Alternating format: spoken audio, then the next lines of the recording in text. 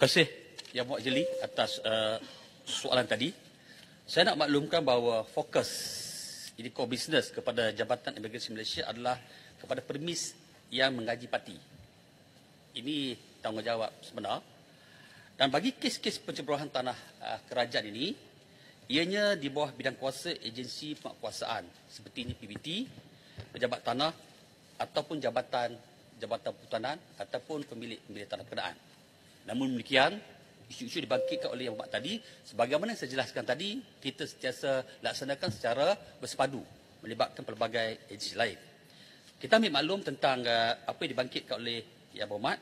Namun demikian, saya ingin maklumkan bahawa penguasaan tetap dijalankan dari masa ke semasa, dan antaranya seperti yang telah saya sebutkan tadi, dan JIM juga membuat operasi yang melibatkan tanah-tanah kerajaan, dan kita sentiasa akan proaktif berasaskan laporan-laporan, malah jika tidak ada laporan pun, jika kita mensyaki bahawa penceburahan berlaku dan ada parti berkenaan, kita akan melakukan secara bekerjasama dengan pihak-pihak lain.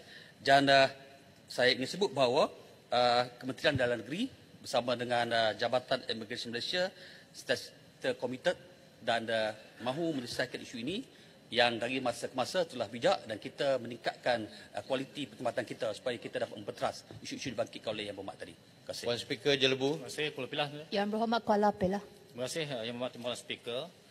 Kuala Pilah ingin mendapatkan penjelasan daripada Kementerian Dalam Negeri mengenai prosedur penangkapan warga asing tidak memiliki dokumen yang sah. Soalan saya, kenapakah warga negara Malaysia juga yang berada di permis yang sama turut ditangkap oleh pihak imigresen walaupun telah terbukti status mereka sebagai warga negara Malaysia? Dan selanjutnya, adakah kementerian bercadang untuk mempertimbangkan pemberian ganjaran kepada mereka atau orang awam yang memberi maklumat tentang parti ini? Terima kasih. Terima kasih sahabat saya Yang Berhormat Kuala Pilah atas soalan tadi. Untuk maklumat, Jabatan Imigresen Malaysia akan melakukan operasi mengikut SOP yang telah ditetapkan. Sekali kita tidak akan melanggar SOP berkenaan supaya mengelakkan perkara-perkara lain berbangkit. Biasanya ketua operasi akan perkenalkan diri dan mengemukakan kad kuasa kepada warga asing yang hendak diperiksa atau pemilik atau penghuni permis sebelum pemeriksaan dijalankan. Hanya ketua operasi sahaja yang boleh menentukan seseorang itu perlu ditangkap dan hendaklah dimaklumkan kesalahan-kesalahan mereka. Setiap tangkapan kemudian hendaklah berasas kepada seksyen kesalahan yang membawa hukuman tertinggi atau paling berat jika disabitkan kesalahan. Bagi warga negara asing, kesalahan yang dimaksudkan adalah kesalahan di bawah seksyen 6/1C, itu Akta Imigresen 1959/63. Ya Umat, saya tamu sikit boleh? Sebab penting saya jawab sebenarnya, boleh? Iaitu tiada memiliki pas untuk berada di Malaysia. Seksyen 15(1)(C Akta Imigresen 1959/63, iaitu tinggal melebihi tempoh pas diberikan, dan peraturan 39B Peraturan Imigresen 1966, iaitu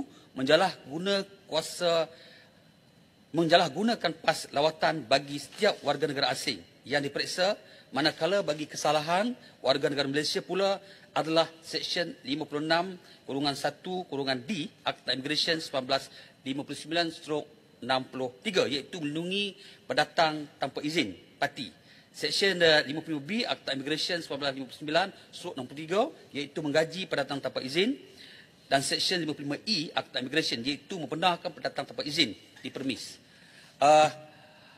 Suspek yang ditangkap ni, Yang Berhormat, hendaklah digari dan diiring ke tempat tahanan sama ada di depot imigresen ataupun di lokap balai polis, kecuali atas arahan ketua operasi. Ini antara prosedur-prosedur yang ditetapkan dan sentiasa dipatuhi oleh pegawai kita di Panitia Imigresen. Jika seorang warga negara Malaysia ditangkap adalah kerana mereka disyaki melakukan kesalahan di bawah Seksyen 56(1)(D Akta Imigresen 1959, iaitu melindungi pendatang tanpa izin. Parti. Seksyen 55B Akta Imigresen, iaitu menggaji pendatang tanpa izin, dan Seksyen 55E Akta Immigration 1959/63 iaitu membenarkan pendatang tanpa izin di premis. Sekiranya mereka didapati melakukan kesalahan-kesalahan, maka orang itu hendaklah ditangkap bagi tempoh 24 jam termasuk masa perjalanan, dan sekiranya ada keperluan untuk penahanan lanjut di bawah Seksyen 117 Kanun Prosedur Jenayah Akta 593 dihadapkan ke magistrate. Dan Hormat, saya nak sebut tadi, ada soalan yang berkaitan dengan ganjaran tadi. Jabatan Immigration Malaysia sentiasa memberi pertimbangan dalam memberikan ganjaran kepada orang awam yang memberi maklumat mengenai parti. Sebab itu kita galakkan orang awam bekerjasama dengan kita untuk beri maklumat.